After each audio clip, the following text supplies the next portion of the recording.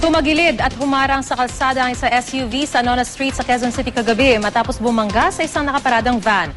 Ang driver na SUV na isang doktor, aminadong nakaidlip. Ang mainit na balita hatid ni Haji Rieta. Inabutan ng GMA News ang nakaharang na SUV na ito sa bahagi ng Nona Street sa Barangay Quirino C sa Quezon City kaninang pasado alas 2 sa madaling araw.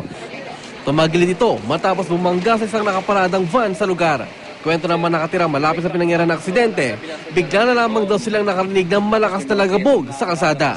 Nakaupo kami dito, kasama ko yung crew ko, si Reynaldo Merenciana. Mabilis yung pangyayari, bigla na lang kami nakarinig ng bag. May gumanong pagtingin namin, katagilid din yung sasakyan. Nang makita nilang may tao sa loob ng SUV, agad nilang sinaklolohan ng driver nito na nakilalang si Dr. Salvador Vivit. Nang may masmasa ng konti, ikwinento ni Vivit ang punot dulo ng aksidente. Pauwi na raw siya sa kanilang bahay sa Antipolo galing sa trabaho nang mapaidlip siya. Hindi ko na bakit bumaliktad ang sasakyan ko? Were you driving too fast ba? No!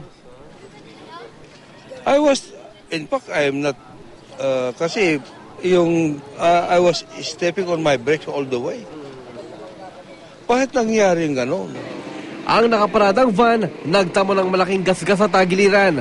Ayon sa may-ari ng van, malaking perwisyo raw ito sa kanyang hanap buhay. Perwisyo yun kasi sir, meron akong kliyente tomorrow. So ang mangyayari sa kliyente ko, postpone yung meeting namin tomorrow.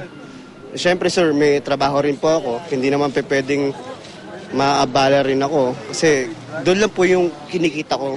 Agad namang inilis ang SUV para di maging sagabal sa daloy ng trapiko. Pagdating niya rito, so tinamaan niya yung nakaparadang Kia na van. Tapos yun, tumaob. So anong possible case na itong pwede nga maharap na itong driver? Siyempre, reckless imprudence resulting to damage property. Haji Rieta, GMA News.